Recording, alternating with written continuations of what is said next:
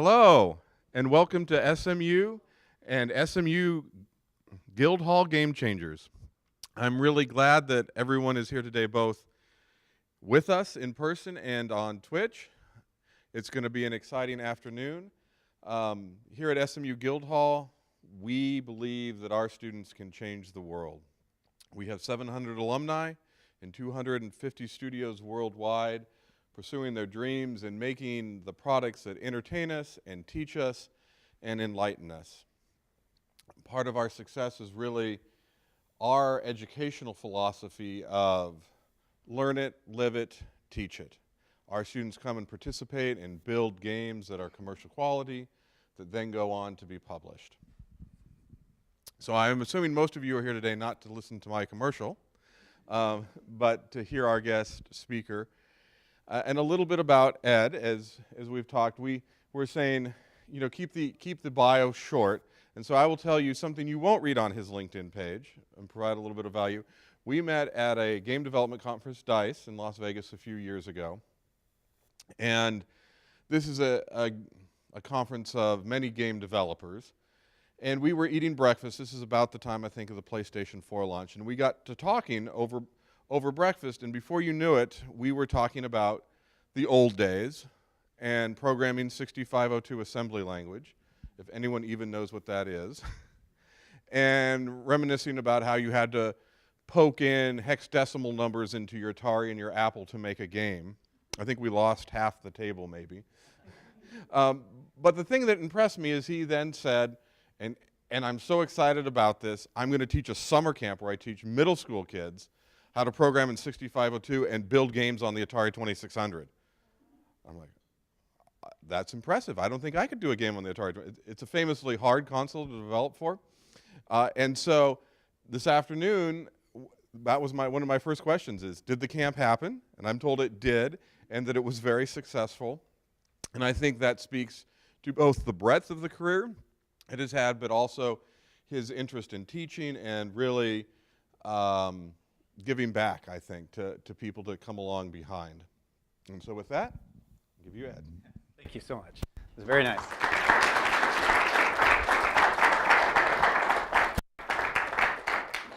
Thanks, you guys. It's really great to be here. I know we have a bunch of Guildhall people. Are like programmers in the audience? Any?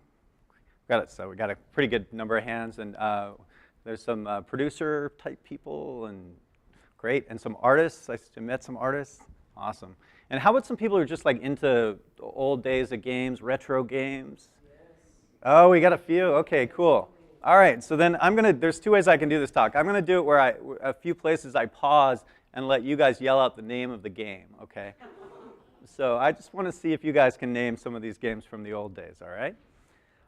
It's great for me to be back here in Dallas. I haven't been back really in too long. I used to come down all the time to visit my friends at Ensemble Studios when we were working on Age of Empires. And I went over to Robot Entertainment yesterday, which is a bunch of ex-Ensemble guys, and got to catch up with them over lunch.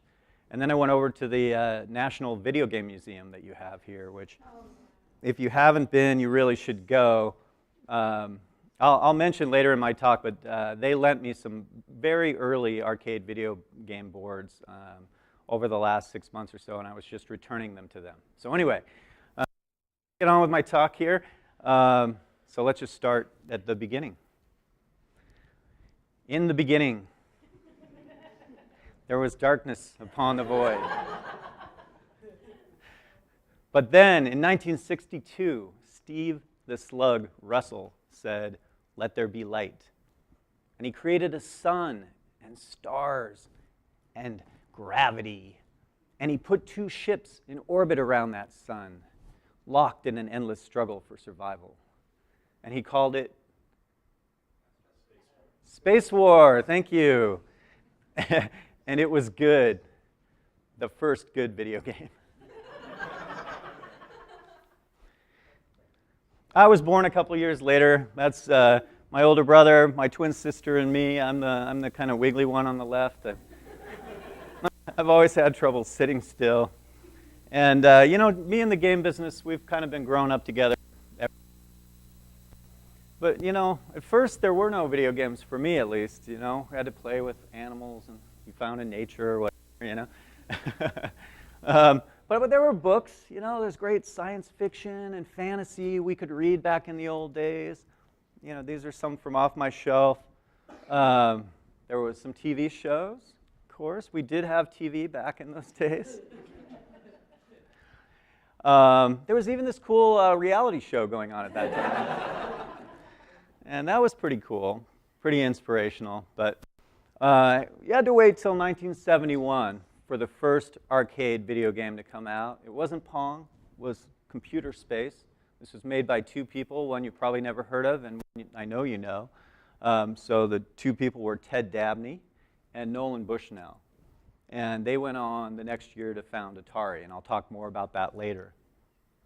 By 1972, the first home game console comes out, Magnavox Odyssey. I didn't have those either, but my dad was working at Boeing, and he would bring home sometimes these programmable calculators that were, I don't know, thousands of dollars, but it was kind of the first thing I could touch that I could program, and was excited about being able to change things and see numbers change. This thing it's pretty fancy calculator. It actually could read little mag tapes that went through it. And so you could load programs like Moon Rocket Lander, and you could pretend you were landing on the moon yourself. If you could imagine that through those little red numbers. Later we built a little 6800 hex keypad system. But really I learned to program in assembly language from this. And I show this to some of the older people here. This is a thing called Cardiac. It was a cardboard computer made by Bell Labs and to teach people assembly language. And it shows how simple a computer really is if you can build one out of cardboard. By 1976, the arcade business is moving along.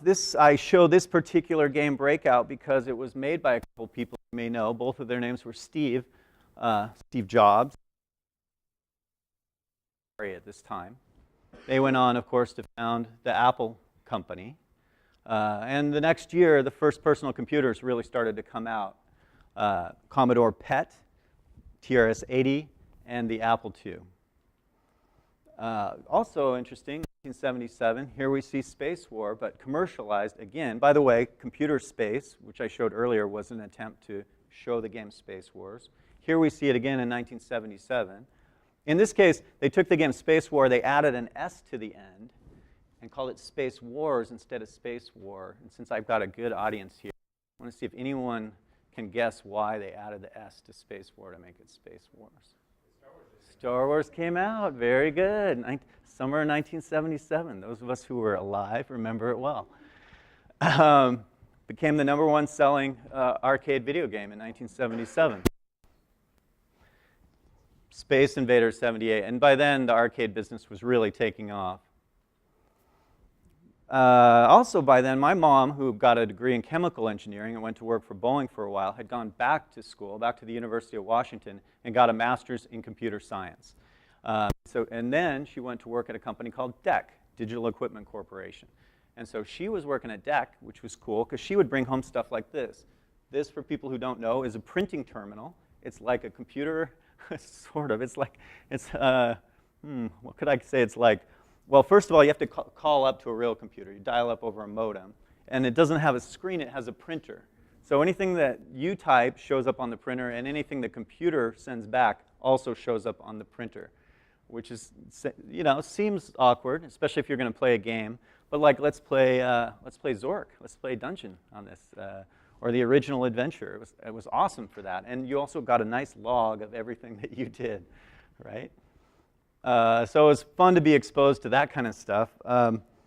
My high school, just kind of coincidentally, I grew up in a town just outside Seattle called Bellevue. And that town is right next to a town called Redmond. And in Redmond, Washington was where Nintendo opened their North American distribution center. So it was kind of weird, but they put arcade machines in my high school, which was kind of a bad, crazy thing, But so these are two that we had at my high school. We had Donkey Kong and we had Scramble, and this is pretty much where all my lunch money went. And you'll see some pictures of me later, and I was a pretty skinny dude, probably because I didn't eat. But anyway, these games we got pretty good at, and the school made so much money off these machines that they didn't know what to do with it. They started an emergency fund in case something happened. They'd have all this money in it. But anyway, but also at our school, I was lucky that we had a set of Apple IIs. And this was really my first exposure to hands-on personal computer. We could walk up, have a computer of our own. We could program it in an interactive fashion. And, honestly, we did more than just program it. We played games, We weren't allowed to play games, but how are the teachers going to watch us all the time, right? This is a game we played a lot. I'm sure some of you guys know this game, so I'll let you name it.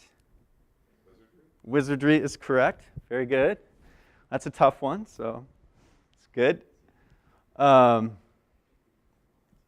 wanted an Apple II because that's what I was exposed to, but for Christmas, I got an Atari 800. And at first I was a little disappointed, but then as I learned more about this machine, I realized the Atari is vastly superior to Apple. So you can tell my bias as an Atari guy. Really a neat machine. It had some great graphics capability that were built into it by people who knew how to build arcade machines.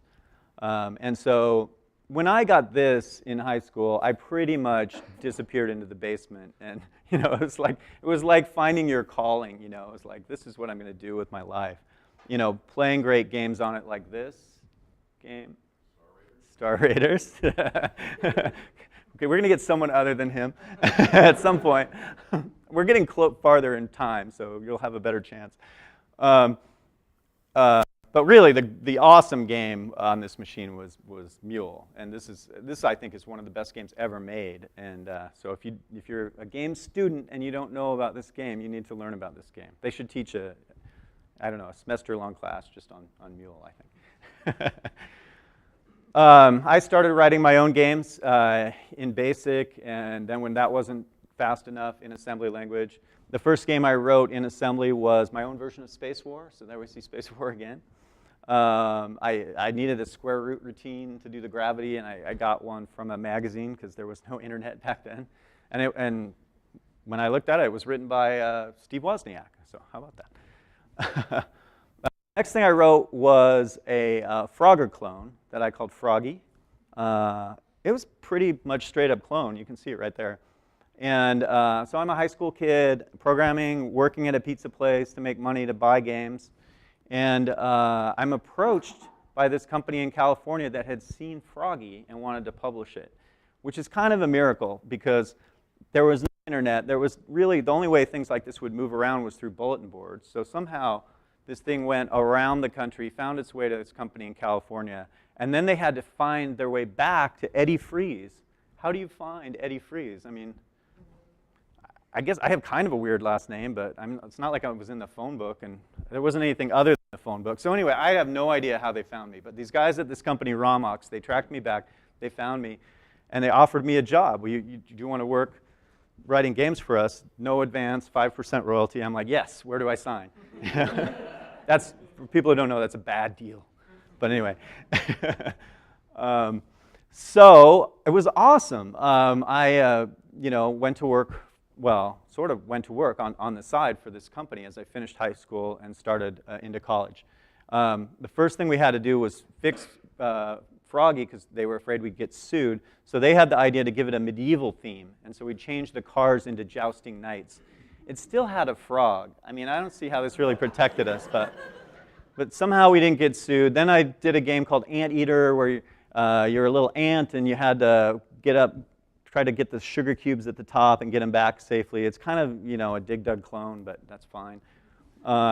And then I did maybe a more original game. They would do all the game design and they would just send me what they wanted me to do. And this is a game called Sea Chase that I did. And it's you had to drive that little yellow submarine around and avoid getting hit. But by 1984, by then I'm in college. I went to a little school in New Mexico called New Mexico Tech to get my computer science degree. By 1984, it was game over in the video game business. And the company that I worked for went out of business, as did almost all the companies in the video game business. And so for people who don't know, this chart shows it pretty well. The red line is the consumer video game business, peaking at about $9 billion. This is inflation adjusted, so it's not quite right, but $9 billion in 1982 and going to $0 billion between 1984 and 1985. I mean, the business went away. And yeah, so, I mean, people didn't even know. It was like, well, maybe games were just a fad, you know, like the pet rock or something. Maybe we're done with games and we're going to move on to something else. I had to get a job. This is how I was paying for my college, you know. So I got a job in the computer science department, running one of their VAX 11750s, Berkeley Unix. Learned a lot about that. And then during summers, I would go back and look for work in my hometown.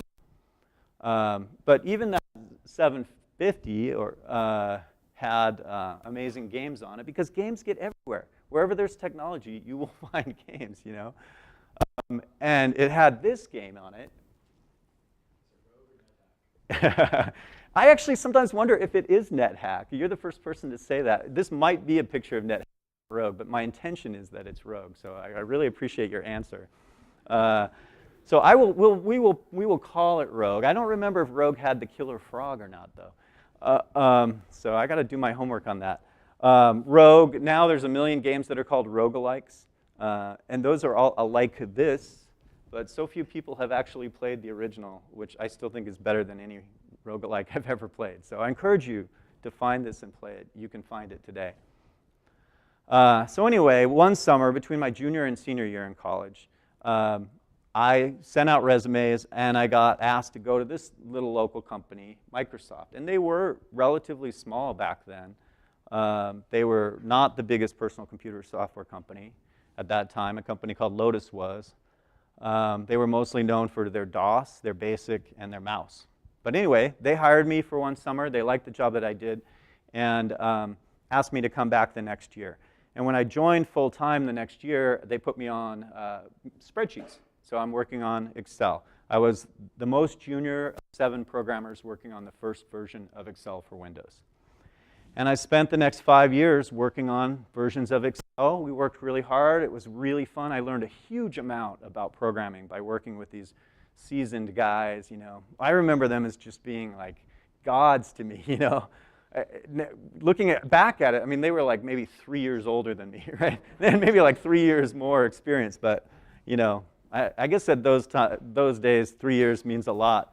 But, you know, by the end of the years, I had become the lead programmer on the project. The team had grown to 50 people, and we had done pretty well. But of course, when I'm not at work, I'm at home playing games, you know. And there were some great games. Jordan Weissman's BattleTech, the Crescent Hawk's Inception, an awesome game. He's coming out with a turn-based mech strategy game in the next few months that will kind of is sort of reminiscent of this. Anyone can tell me what this game is other than you?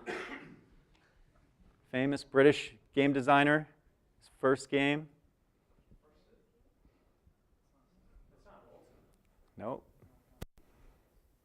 All right, I'll tell you the designer, Peter Molyneux. Now, okay, you're unlocked. If you know it, you're going to hit yourself. I am. I played it. All right, the Twitch stream is screaming, so I'm just going to give the answer. It's like, do you want to guess or? Populous. Populous, of course. Local guy, Chris Roberts, wing commander, awesome space shooter. He's still making a space shooter today. Maybe it'll be done. I won't say any more. Sid Meier's Civilization. These are all incredible games that came out during that time. I was not involved in the game business. So anyway, 5 years go by, a bunch of versions of Excel come out, everything's good. Excel is now bigger than Lotus 1-2-3. My bosses are happy. They say, okay, I want to take Ed and his boss, a guy named Chris Peters, and I want to move you over. I'm going to move you over and up one level and put you in charge of Word. And so now instead of fighting Lotus 1-2-3, we were fighting WordPerfect with Word. And I got to do that for another 5 years. And of course, I got another awesome set of games. In fact, 1992 was particularly rich for games. This is the first PC real-time strategy game, which is, of course, there he is. Dune 2 is the correct answer, although you get partial credit for Dune and negative credit for Total Annihilation. Sorry. A great Chris Taylor is a close friend, and so I'm sure he would be happy to take credit for that. But the first survival horror game, which is a game I don't think really gets the credit it deserves. In fact, a few years later, I was in Japan meeting with the guys from Capcom, and they showed me a game they had under development that they called Biohazard, which came out in the US as Resident Evil. And they show me this early version of this game, and I'm like, this is just a copy of Alone in the Dark. And they're like, yes, Alone in the Dark. Yes, that's what we're copying. So, Alone in the Dark, important game. Very good. Well, it's not Doom, it's Wolfenstein 3D. It's the correct name. Very good. So I think all these games coming out in 1992, these are all genres that exist today and all started back then.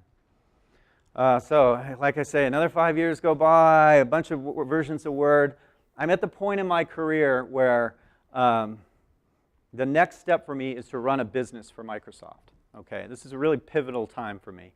And they said to me, why don't you go down to California and you could run PowerPoint, you know, because now by this time they were combining everything together to Office. And you could be the business unit manager for PowerPoint, learn about business, do that. And I thought about that. I flew down, visited them. But the way I was thinking, you know, is there's really only two things I love to do. I love programming, and I love video games, okay? And even up to this point, I'm still programming half-time when I'm Word Development Manager. Clearly, the next step, I have to give up programming. What's the other thing I love? I love games. So I looked into gaming at Microsoft, and there was a group. It was not a huge group, less than 100 people, but they were doing game stuff. And they had actually just signed the first deal with Ensemble Studios. I was a big Command & Conquer, you know, Red Alert fan. And so they're showing me the real-time strategy they're developing, and I was like, this is pretty cool, you know, showing me the other stuff that they have. So I go back to my bosses and I say, I don't want your PowerPoint job. I want to go run the games group. There was an opening, by the way. I wasn't kicking someone out. So anyway, I did not say the right thing, but anyway. So I get hauled into multiple vice president offices at this point, okay? And one vice president, he tells me, Ed, you're committing career suicide. That's what he said to me. Another one hauls me and he says, why would you leave office, one of the most important parts of the company, to go work on something no one cares about? Ouch. I cared about it. But I didn't listen to him. I took the job anyway. I really put my foot down, said, you know, I've been here 10 years. I've done everything you've asked. I want to do this. And they rolled their eyes and said, fine, go do your game thing. You know. Oh, by the way, I made him a lot of money along the way. Go do your game thing. And man, it was the best decision I ever made, you know. And I mean, just put yourself in my shoes. You're like 32 years old, pretty young still. And you're in charge of this group. You got just one of the biggest companies at this point in the world now behind you, and nobody cares what you do. It's like, this is awesome. Nobody cares. I can do whatever I want. I mean, what would you do? I bet you would do what I did. I bet you would fly all over the world and find the best game developers, all the guys whose games you'd been playing for, 20 years, and try to sign them up to work with you. And that's exactly what I did, and it was awesome. An awesome time. Hi. Sound. I forgot your name. I'm gonna start it over so you guys can get the sound. We have to have sound. we tested this and we know it works. Hi. Your head's on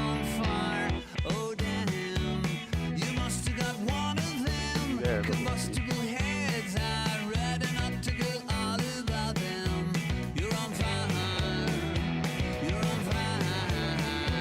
I've had a lot.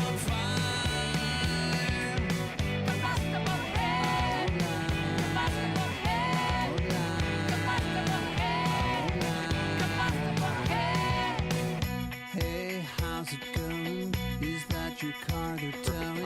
I'm pretty sure that's your car. Really, everything that we've worked for over the last 4 years is starting to come true. My point is, your head's on fire. Oh, damn. Oh my gosh, yeah. You must have got one of them. We had that we were launching Halo 2 at E3. I was going to be in front of you. Oh yeah, here we go.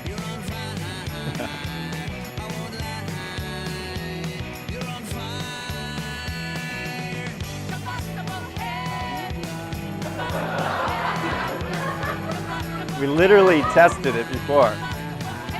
It's like the most. I'm going to tell a story while you work on that. So Halo 2 is going to be the first time it's shown publicly at E3, the biggest game convention. And there's like going to be 10,000 press out in the audience, and I'm going to come out and introduce the game, and it's going to happen. And it's the dress rehearsal just before they let everybody into the building. And we're going through a run through like this, and we get to that part. And I introduce it. The Bungie guys come out on stage. It starts. It shows Halo. The Master Chief walks out, and the game immediately freezes. Which can't happen because we have hot swap, right? We have two machines running at the same time, and if one freezes, they switch to the other one. They both freeze at the exact same spot. So I'm like, okay, we are on in 30 minutes or something. You guys got to figure it out. And they go off and they rush and and they come back to me and they're like, we think we have it, So then all I can do is I got to get on stage. So I go on stage, do this stuff, introduce it, and Master Chief walks out and walks in, runs beautifully. That's all good. It's all good.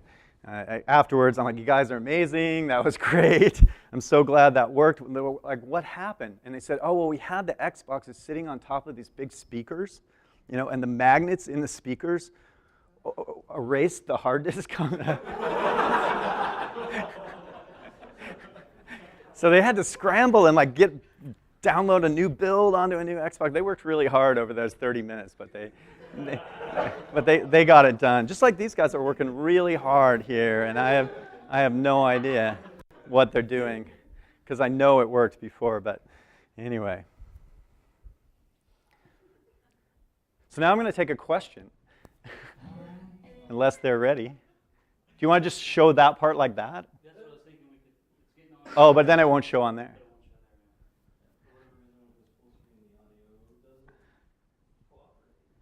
But we did it full screen earlier. I know.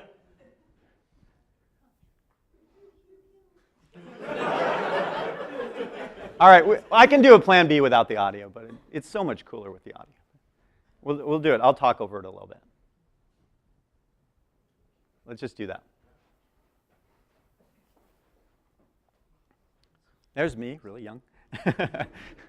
So anyway, these are some of the very first games that we put out when I took over the group. I forgot your name. And Whatever.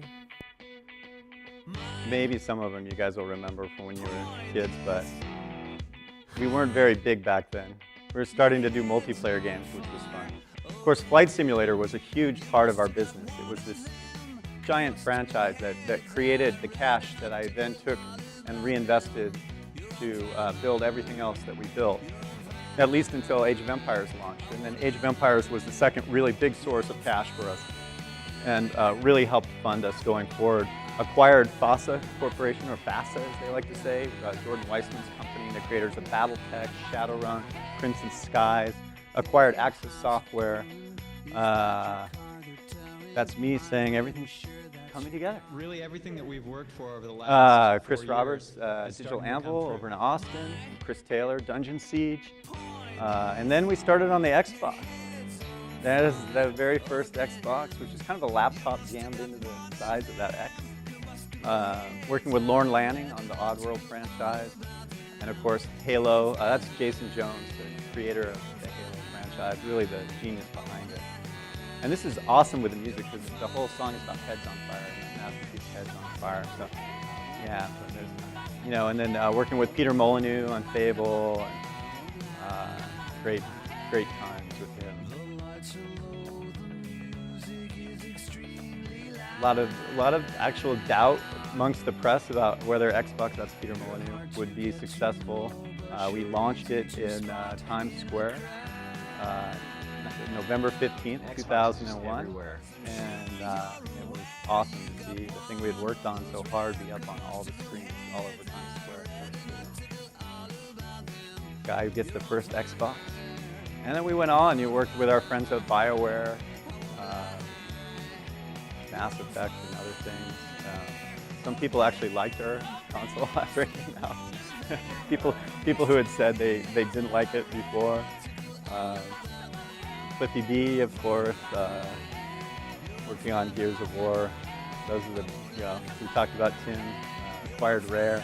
It's all good stuff. So, there you go. There's almost 10 years of my life again. So that's that. I'm sorry for the technical problems. We have no more music videos, so we won't have that problem again. So I left the company in 2004. I retired. I was turning 40, and I started my family. Had one son, and I had a second one on the way. And I wasn't sure really what I was going to do with myself. But I started to be approached by friends, and I was just kind of helping people, having coffee a lot with people. And they wanted help starting their game companies or running game companies. Also, I started getting involved with some nonprofits. These are some nonprofits I work for today. And I'll talk a little about some of those later. Some of the kind of funky tech companies that I ended up working with as an advisor or board member. Actually, these are all board member positions. Helped some friends start a company called Airtight Games. But I tell you, if you're going to quit your job, 2004 was an awesome year to quit it.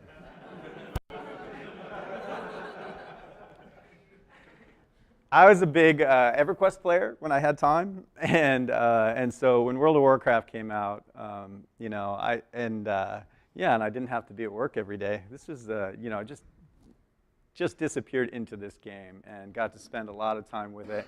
We had a great guild of young parents, mostly Microsoft people. It was very common. We'd be on a raid and we'd pull over into some quiet corner so someone could change a diaper, and then we'd go back. So it worked very well. I love this game so much I started a little company for it that I still run on the side today, a company called Fingerprints. And we take people's World of Warcraft characters and we 3D print them as statues. And they're printed in color, so that's what they look like when they come out of the printer. It's pretty cool technology. And that statue would be about this tall.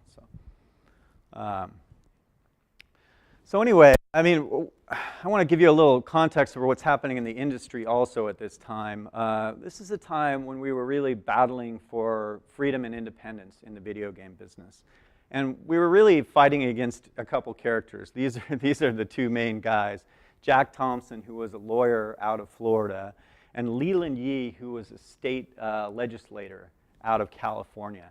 And these guys went around from state to state and tried to pass laws that were, from my point of view, very discriminatory against video games. The idea is that video games are only for kids, and the content that we're making is not appropriate for kids, and so this is an evil industry and needs to be subjected to additional scrutiny that you would not find for books and movies and television, which are all protected by the First Amendment.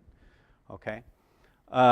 They had some early success. They did like a kind of a blooper reel of some of the worst games they could find, games like Postal, and they took the worst parts out of those worst games. And then they showed that video to a judge who had never played a game in his life.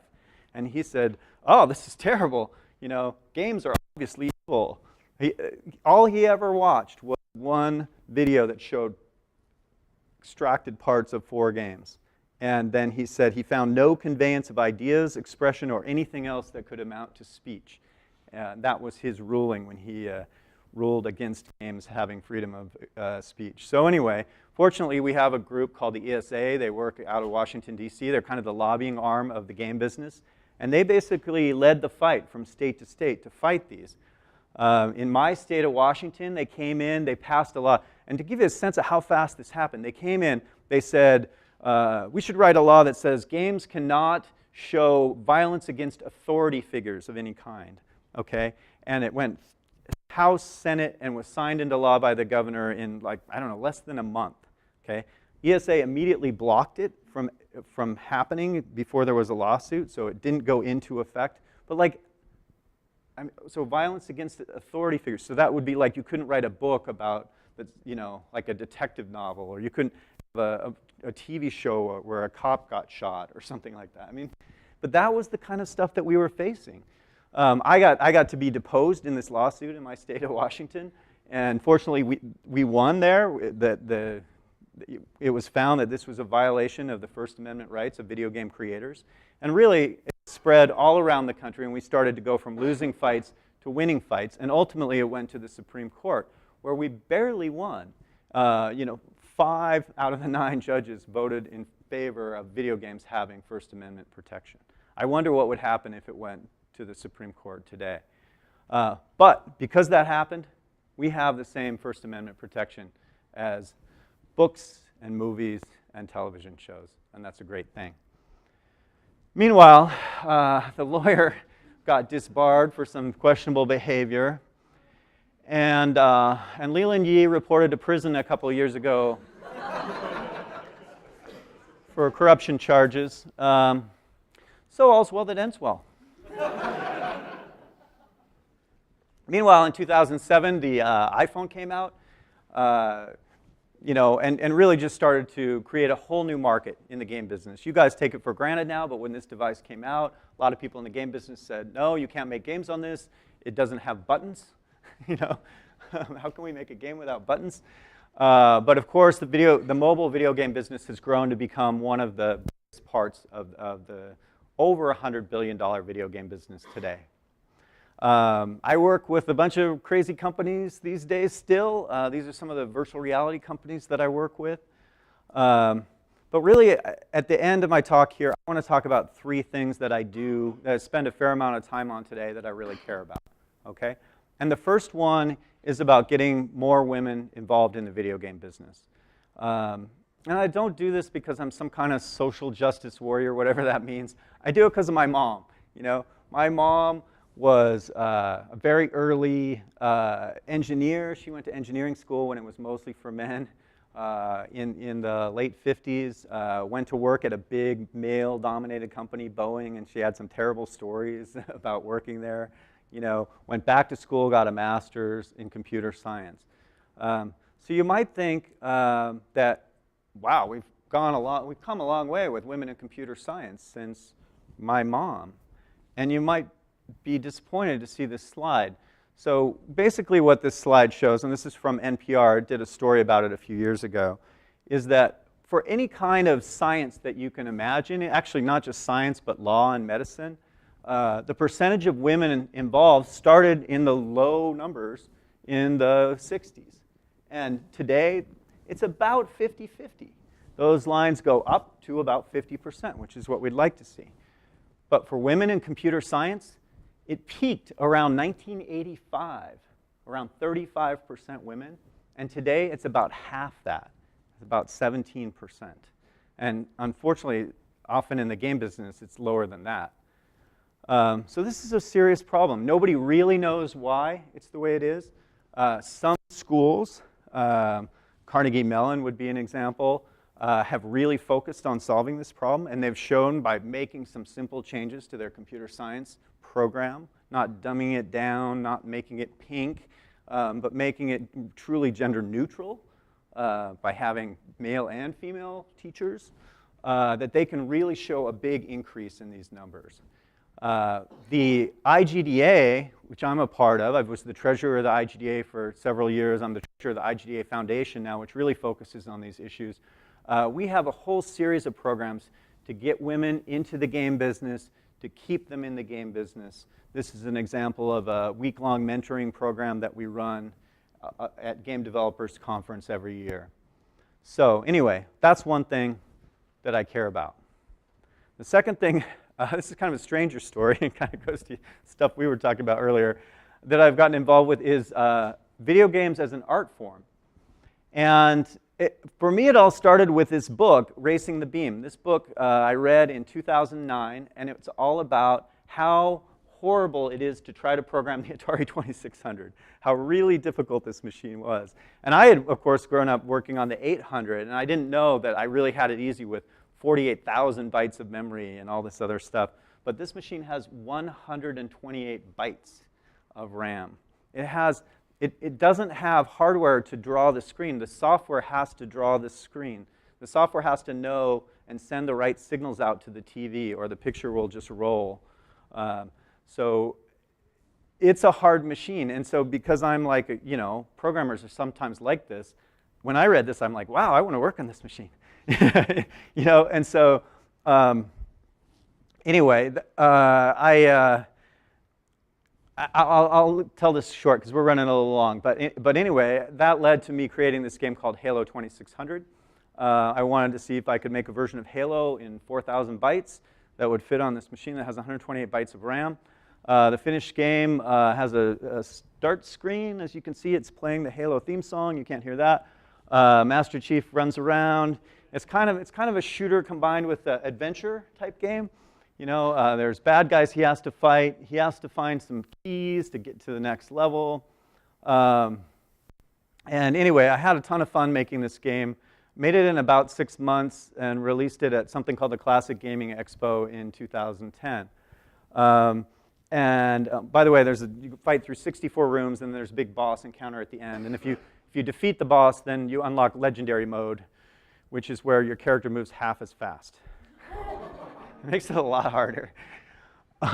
So anyway, I did this game, and I didn't really think much more of it. But I wrote a talk about it that I gave at a game conference called MIGS. And what I talked about the experience of dealing with the total constraint of this machine, trying to deal with programming when you have very little memory and very little speed and very little program space, and trying to make those trade-offs. And I compared it to other art forms where they specifically put in constraint, like poetry or origami or other things. Anyway, meanwhile, a buddy of mine, Chris Melasinos, is putting on the very first art show in the video game business that's on a big scale. This is at the Smithsonian American Art Museum in Washington, D.C.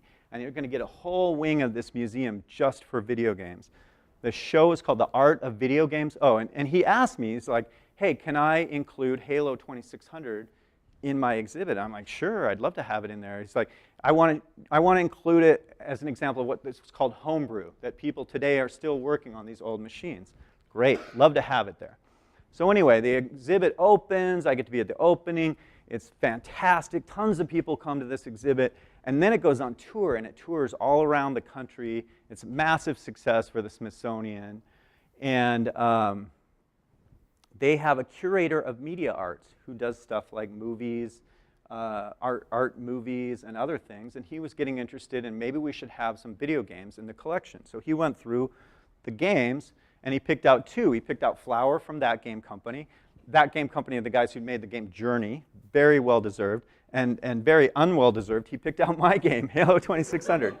And he had like this whole complicated explanation of how it was like this retro-futuristic, look, on a past that didn't exist and all this stuff. Whatever. I just made a game. But anyway, so now I've got a game in the Smithsonian American Art Museum. They showed it in another art exhibit along with other media art. And then they asked me to join what's called the Board of Commissioners. And so now I go out to Washington, D.C. twice a year and help them decide what new artwork to acquire for the Smithsonian, which is awesome. And I hope to abuse that position to get more video game and game-related stuff. I've already set up a deal between them and Intel to create a virtual reality wing of the museum. And so I'm trying to slowly corrupt them for the cause, right? Hopefully they'll know they're not watching Twitch. So anyway, that was fun. Finally, I want to talk about the importance of preserving the cultural history of the video game business. And this is something that I probably spend more time on than anything else in my spare time because it's fun and because I think it's important. If you go back to the early history of film, a lot of it's gone today. You know, the medium was volatile and tended to catch flames, but also people just didn't understand that it was important, that it needed to be saved. And by the time people realized it was important, it was too late. And that's what's happening in the video game business. It's particularly happening in the arcade video game business, where you've got these big cabinets, they take up space, they get wet, they get moldy, people throw them out. And games that were plentiful a few years ago are very hard to find today. So let me tell a story, and I'll start with this. What's the first commercial arcade video game?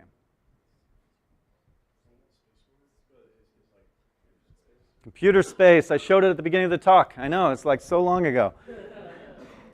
It is Computer Space. So I'm not an electrical engineer, but my dad and my brother are electrical engineers.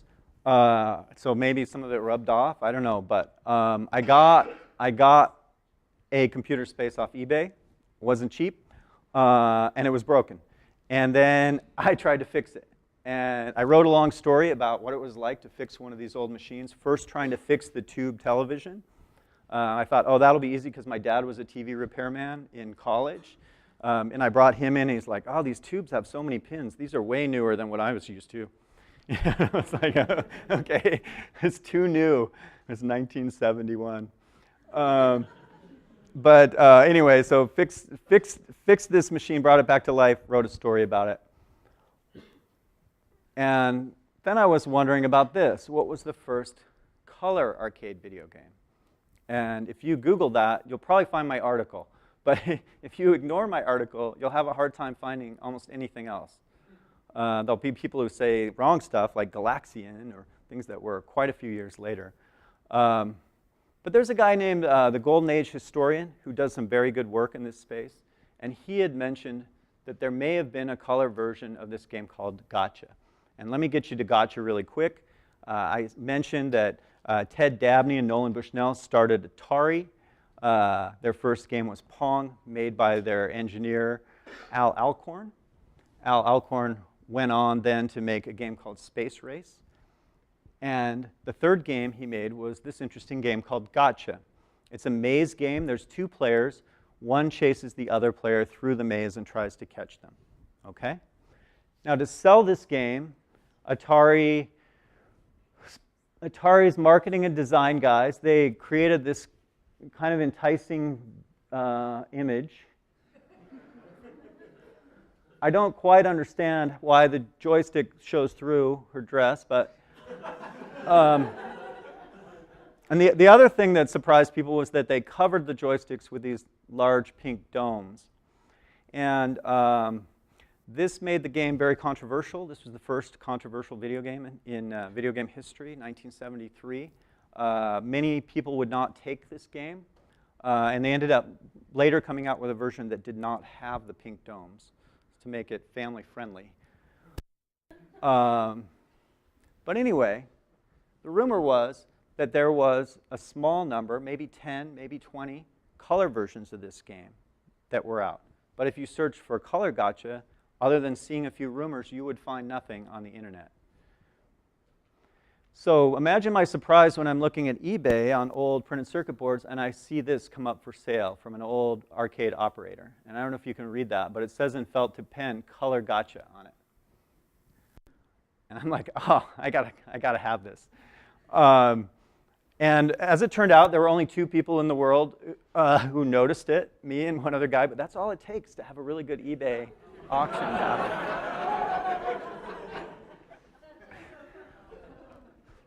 I won, as they like to say in eBay terminology, when you have to pay the bill. And yeah, and so I got this thing, and of course it didn't work. It's not even a whole game, but at this point I had practiced fixing several of these really early games. And so I set about to fix it.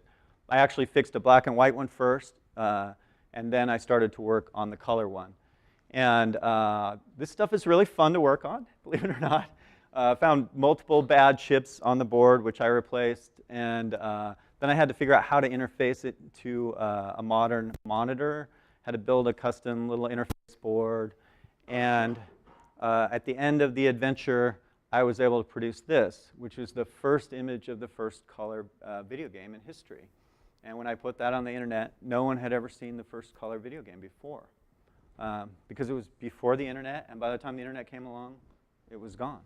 I also put up a video of the game playing and that kind of thing. And of course, I wrote a story about it. So you can read the story about fixing color gotcha on my blog, edfreeze.wordpress.com. And yeah, and so that's the kind of stuff that I do. I write these sort of, they're almost like adventure stories. They get kind of technical, but you know, I'm after something and I try to find it, and then I find it. Another one of those stories was finding the first arcade Easter egg in a game called Starship One from 1977. And that's a fun story. I did a story about fixing Grand Track 10, which was the first arcade racing game. And when I was working on this story, this was the machine that had the very first ROM chip in history, the very first stored data on a chip in history. And you know, game collectors buy these ROM cartridges and they'll pay thousands of dollars for a super rare ROM cartridge. Well, if you want a really rare ROM, I mean, this is the rarest that there is, the very first use of a ROM. And I write this whole story, and I didn't have a happy ending to it because I couldn't find the chip. I found a ROM chip that was common, but I found a bunch of evidence that there should be an earlier one. And the chip that I found has the number 74186 on it. But I found a bunch of evidence from old schematics and other things that there should be a chip that says 74181. So 6 months go by from the time I put this out, or 5 months, and then a guy contacts me from here in Dallas, a guy named John Hardy from the National Video Game History Museum. And he says, hey, I just bought a collection of old boards from an early Atari employee. I know you're into this stuff. I thought you might want to see some pictures. And I'm like, yes, send me pictures, especially take pictures of any big chips. And the second picture he sends me is this big chip that says 74181 on it, the very first ROM in history. And I'm freaking out. And totally coincidentally, well, although it's kind of small circles, I guess, he's flying later that day to Portland, and I'm driving to Portland because we're both speaking at this retro gaming conference that weekend. So I'm like, bring it to me. You know, and he was a good sport, carried actually a box full of these old boards onto the airplane. I drove down from Seattle, picked them up. I got to take them back. I got to dump all the data from the ROM. It was exactly what we said. And I, by the way, had two collaborators on this. The data was exactly what we said it would be. It was these tracks that we'd only seen in pictures, but never on a shipping game. And yeah, and that became this story, finding the first video game ROM. I hand carried those on the flight down here day before yesterday. And I returned them to John at the National Video Game Museum in Frisco yesterday afternoon, which was fantastic. I got a great tour of that museum, and so I really encourage you to get over there. And yeah, ask John about tell him you want to see the first ROM in video game history, because I know they're going to put it on display, but it's not on display yet. So that was a fun thing about my trip. I'm just going to wrap up. I know I've gone long, but I just want to finish with this pretty obvious statement that making games is hard. You know, it's really hard. It was hard in the old days. We were talking about the old days. It was hard in the old days. I mean, because we didn't have the internet. We couldn't like Google stuff. You know, all you had was a few manuals, maybe a few magazines, and what you could try and learn from trial and error about how a game might even work and how you might bring it to life. And even if you created a game, what would you do with it? How would you sell it? How would you distribute it around the world? And I think it's interesting that, you know, however many years later, 30, 40 years later, making games are still hard. And it's hard for like the opposite reasons. Like now it's actually really easy to get information, and it's really easy to get distribution, you know, and you've got tools like Unity where you can make fantastic game in an afternoon like we were talking about, you know. But of course, now you have to compete with all the people who want to make a game all over the world. You know, if you want to make a and role-playing game, you have to compete with this crazy team in the middle of Poland called CD Projekt Red and their game Witcher 3. You know, I mean, look how beautiful that is, even in this faded display. It looks amazing. How am I going to compete with that? You know, so making games is hard, you know, but I still think that those of us who work in the game business, we're just lucky. You know, we get to spend our time on this planet building these little machines of joy, you know. And if we do that job really well, we can see that joy reflected back at us, you know, in the faces of the people who play our game. And for me, at least, that makes it all worthwhile. Thank you.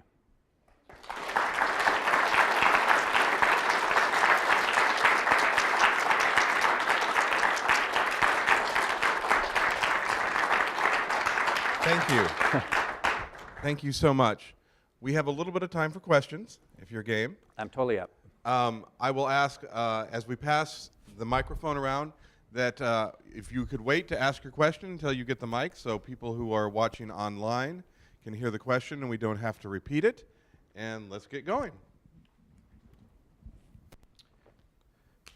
All right, who's going to be brave and ask the first question? There we go. First one's always the hardest.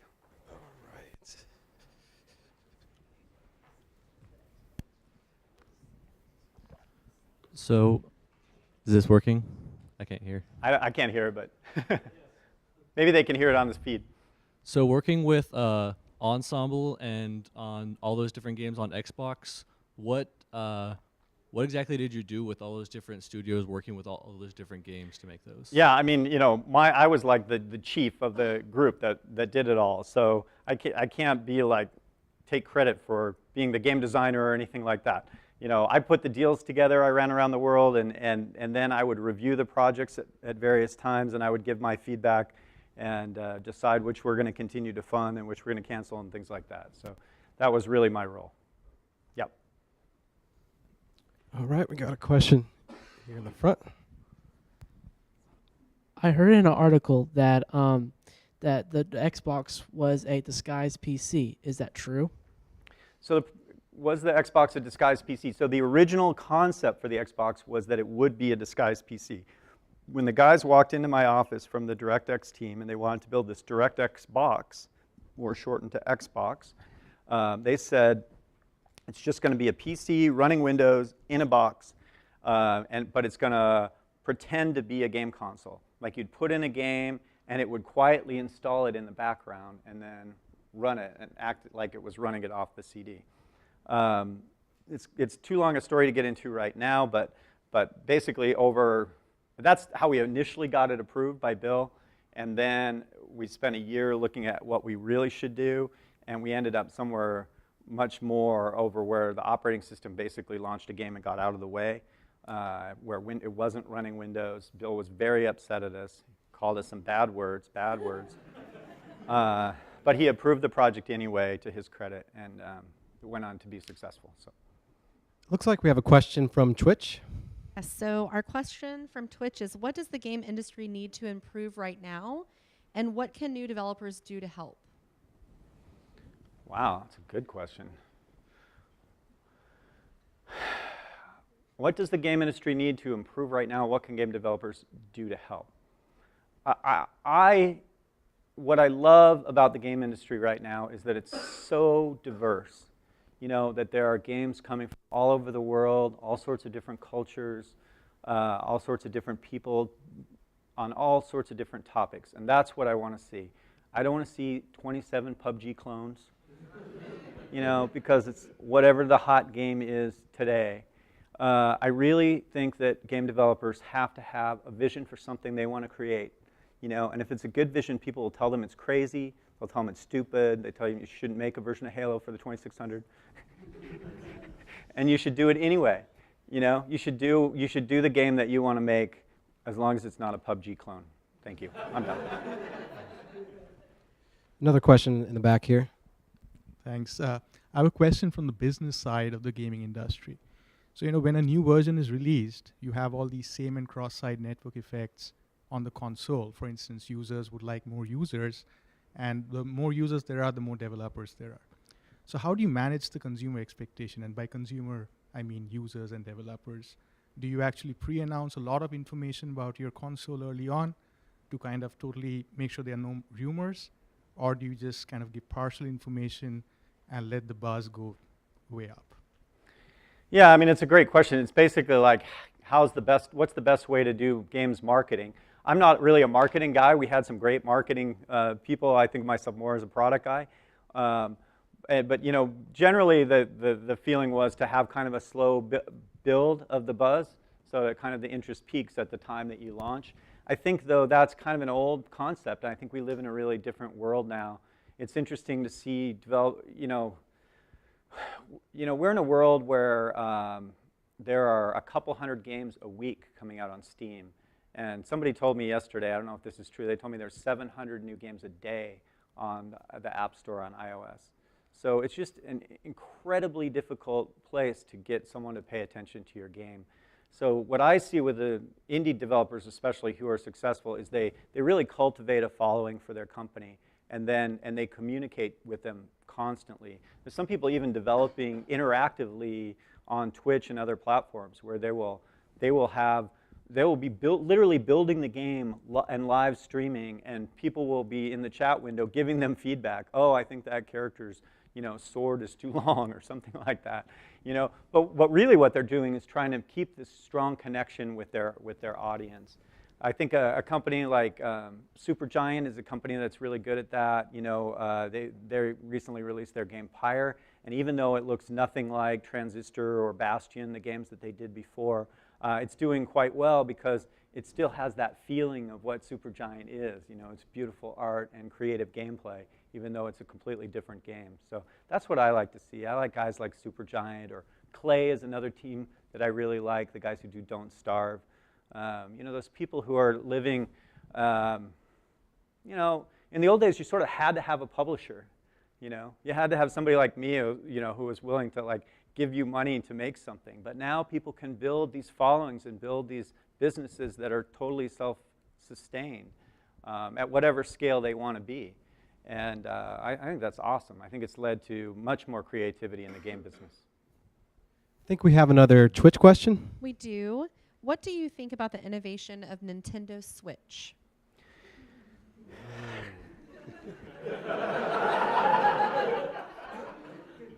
People always think I'm anti-Nintendo, I played a ton of Nintendo, It's how I fell in love with the stuff Rare was doing, and we ended up bringing Rare on.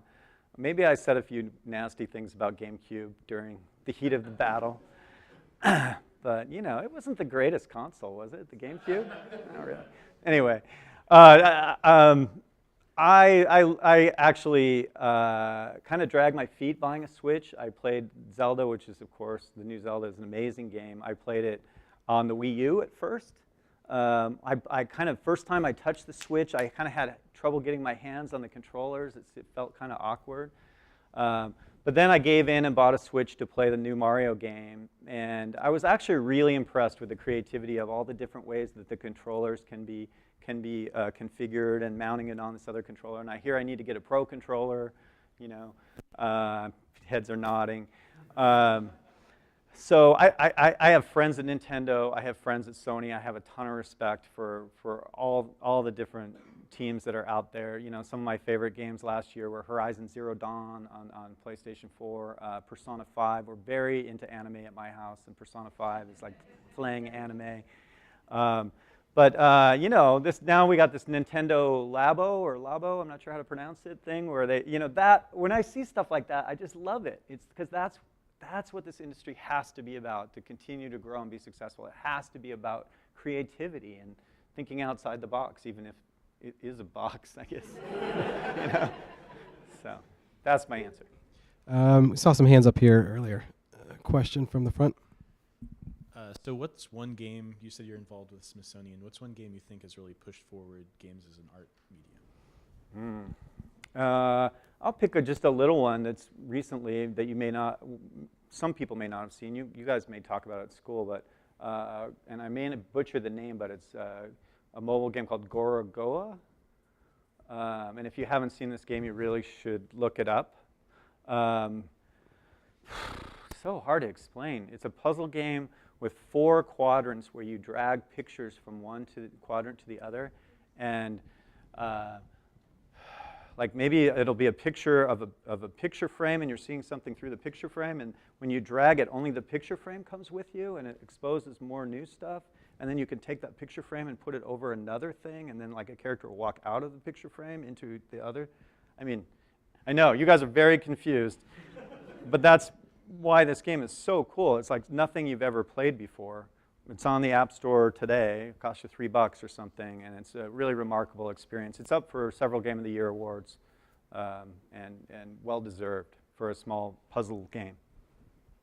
Yeah. Additional questions? I saw this hand earlier. So what is something that you learned from doing non-video game things when you were in the Excel and all those things? That a lesson that you think carries really well into for developers?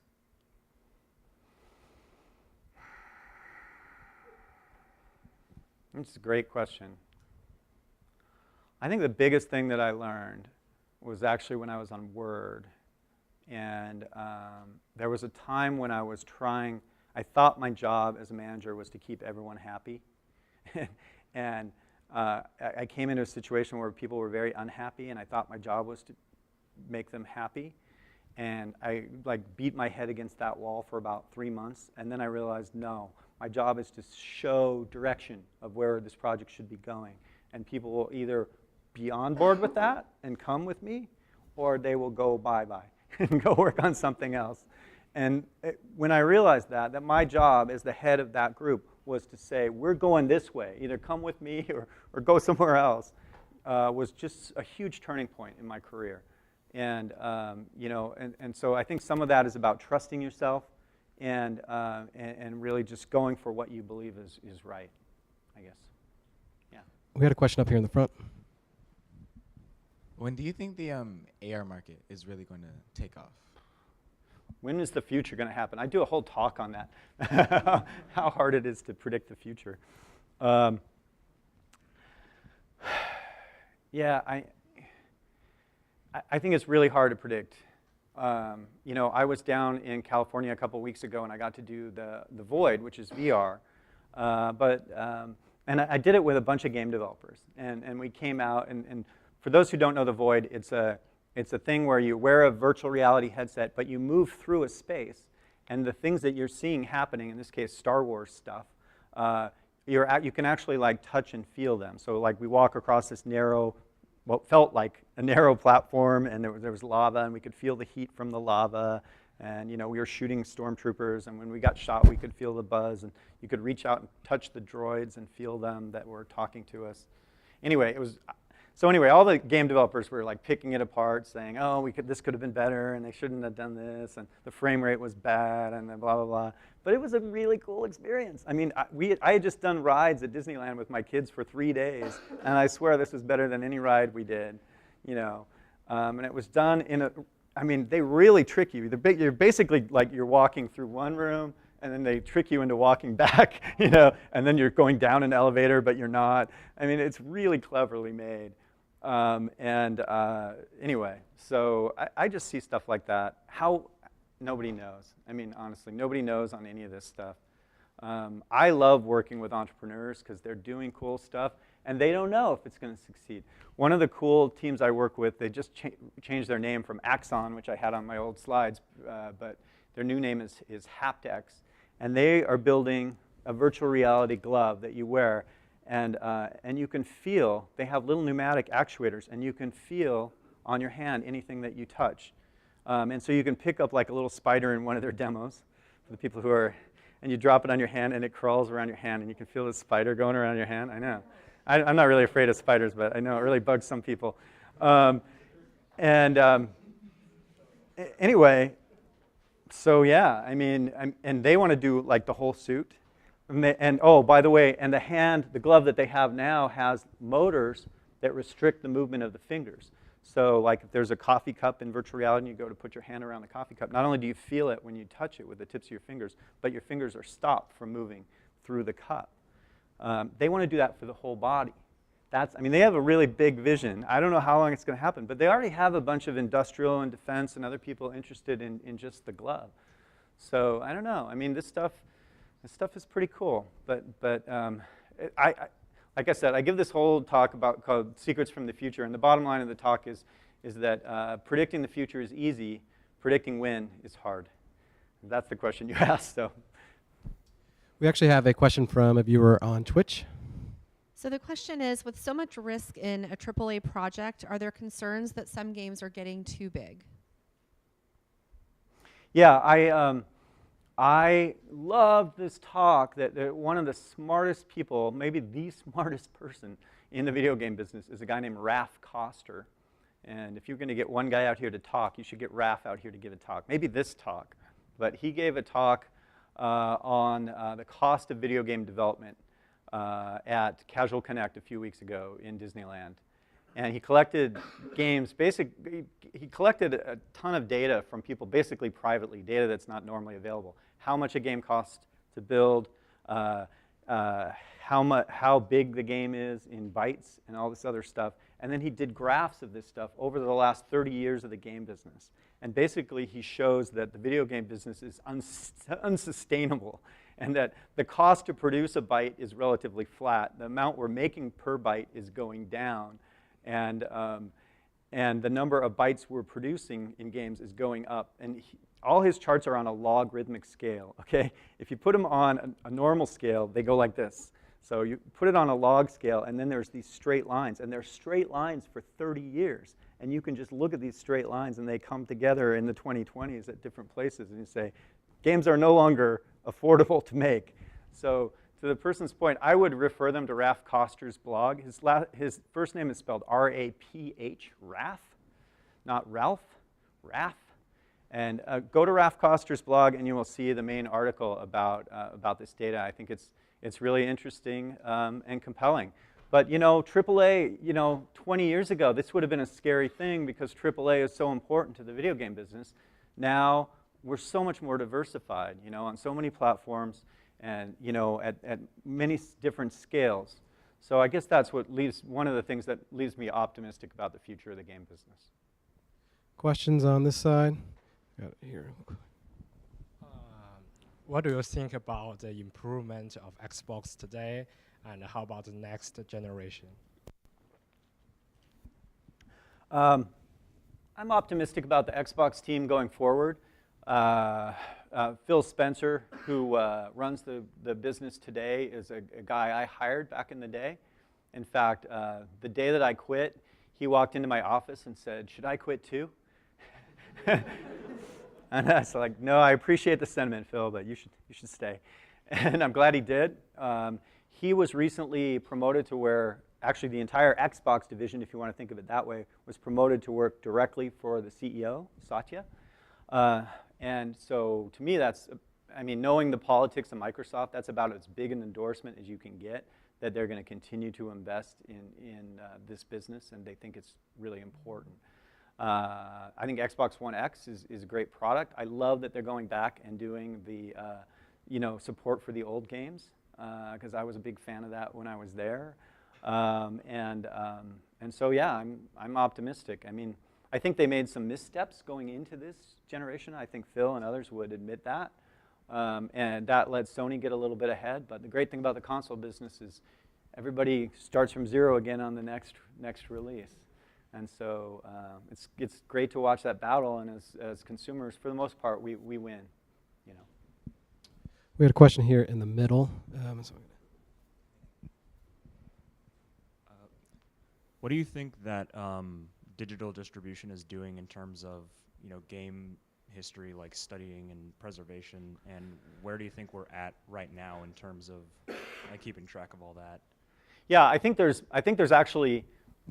I like to work on this old stuff, but I think there's more games being lost today than there are these old games being lost, which is, it's, in a way, it's obvious because there's more games being made today. But when games are more and more something that lives half in the client and half in the cloud.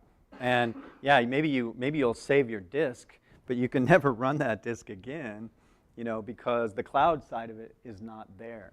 And I think that's a serious problem. I don't think there's a obvious solution to it yet that anyone's come up with.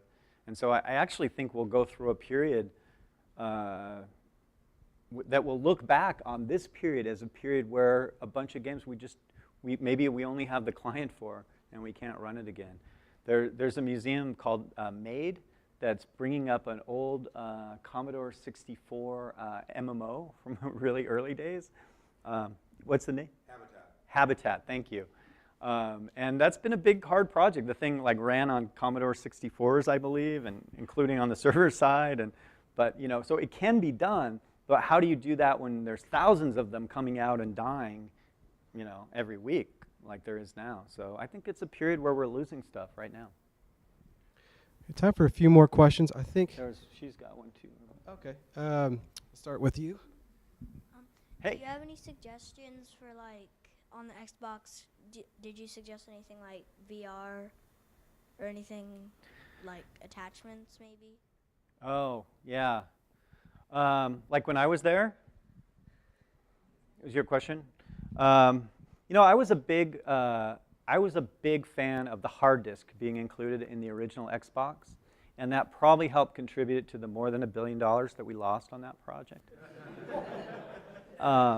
But I think if you look at the Xbox today, it looks very much like the Xbox we were trying to build. And in fact, I think if you look at the Sony PlayStation today, it looks very much like the Xbox we were trying to build with the first Xbox. I think we had the right idea that these machines should have a hard disk or hard disk-like device in them for storage. They should be internet-connected devices. It's kind of weird. We went through this.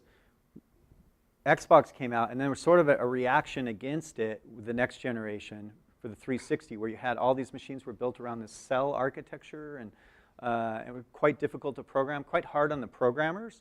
And then with this next generation, we've come back to machines that are actually super programmer-friendly and very similar to PCs in design. So I feel like I was right. I was just right at the wrong time.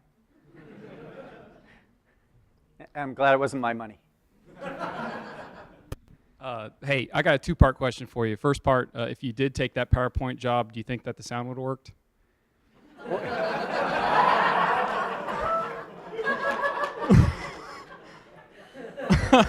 I'm going to blame the AV guy. No, I'm totally kidding. So kind of to go back to that time in your life when you did decide to move towards the gaming and your passion versus something that was probably a little bit more stable, and you had an idea of, maybe that one was probably a more guaranteed thing. Did you have like a group of people that you kind of confined in that to point you down the right direction? Or was it just something that you knew that, hey, it's time to go chase my passion? Yeah, in fact, it was kind of weird. I knew the president, who, by the way, was from Texas, a guy named Mike Maples. I knew him well because his office happened to be next to mine for years at the company. And so I would see him every day when he came in. And I went to talk to him. And he was very, where a lot of guys at Microsoft were very who could talk the fastest and who could be like the smartest guy in the room. He would sit back and he would do kind of this, I don't want to insult anyone in Texas, but because he would like slow it way down, and he would kind of have a little drawl, and then when he would say the thing he would say, everyone would realize that was like the smartest thing that had happened the whole meeting. You know what I mean? So I go in to talk to him, and I'm like, I'm trying to make this choice, and I've got like, these are the things over here, and these are the things over here, and these are the things over here, and I just can't decide, and I'm totally stressed out. And he looks at me and he's like, Ed, sometimes you don't know what you need to decide. Sometimes you just got to decide,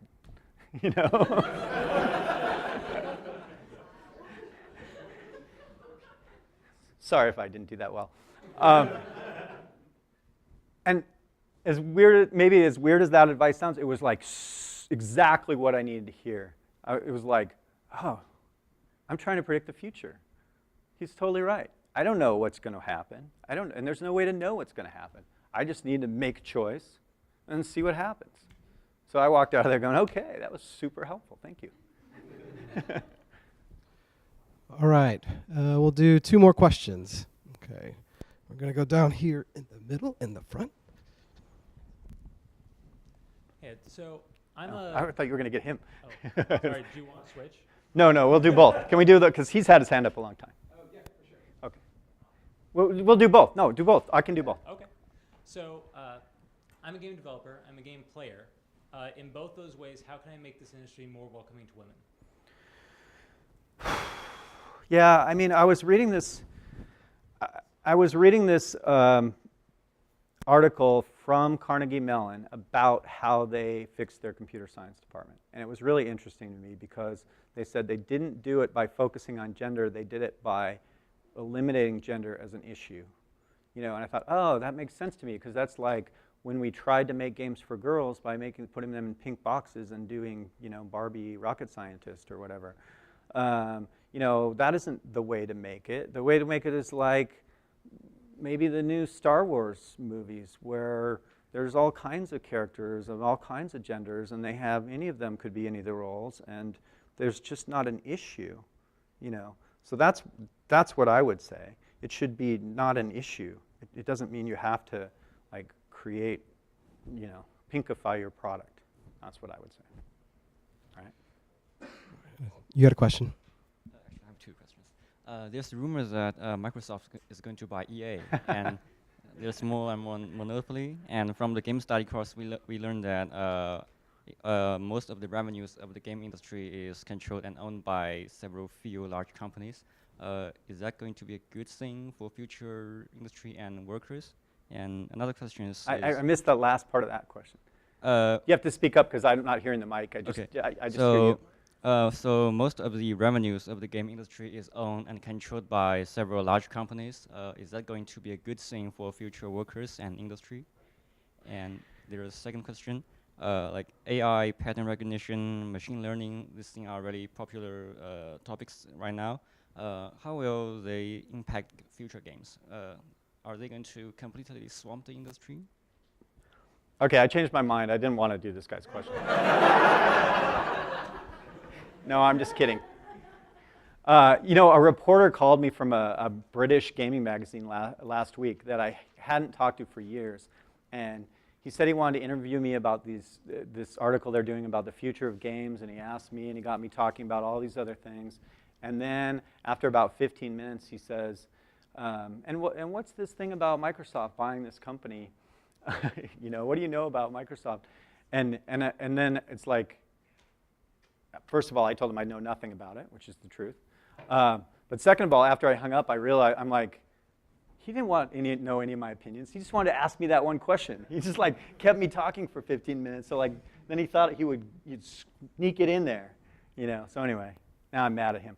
But hopefully he won't call me again for another 20 years. So that's your first question. The second question, I mean, Tencent is the biggest game company in the world right now, which is interesting. You know, I remember many conversations back in the days where people said China will never be a big gaming market. Mothers in China will never let their kids play games. They're too focused on school, and it's too competitive there. And of course, now it's one of the biggest markets in the world. And that company, Tencent, has made some very smart investments all over the world. Epic is an example. Obviously, Riot is a nice big example. But do I worry about it? God, I worried about it way more 20 years ago than I worry about it today. 20 years ago, what was happening was all the little guys died, and then the medium-sized guys were all dying, and only the big guys were out there. And if you wanted to make a game, you had to be part of this giant game company. And people like me from the old days would look at it and go, "Oh, it kind of sucks. I just want to make a game with a couple friends," you know. But in that kind of a world where, and I don't have anything against this, you know, I have a lot of friends at Bungie. They got 750 people making a game. But in that kind of a world, it's, you know, if you're an artist, you get to work on, you know, like gun muzzle flash or something, you know, something very specific, right? Whereas if you're a little group, you have to do everything, which to me sounds like fun. So anyway, I was more worried about it in the past. Now, you know, the markets are much more open. You know, anybody can make a game. The tools are out there, and I just think there's much less likelihood of the market being dominated by any one person. So, as for machine learning and AI, My 15-year-old is also into that. He loves to play with machine learning. We joke about it a lot. I don't really know. It's like one of those questions about the future. What kind of an effect is it going to have? You know, I was like, man, I would love to play the original adventure on my Alexa. How fun would that be? You know, we could sit around the dinner table and play. And what I've learned over the years is anytime I have what I think is a good idea, I Google it to find out who already had it first. And someone always had it first. You know, and so it turns out like somebody built this for Alexa a year before, and you can turn it on for your Alexa and play it. You know, but that's an example of, you know, at least voice recognition, which is you know, a product of machine learning. How will it affect other gaming things? I don't know. It's a great question. All right. All right, I think this is where we're going to close out here. Can we go ahead and give a warm thank you to our guest, Ed Freeze? Thank you. My pleasure.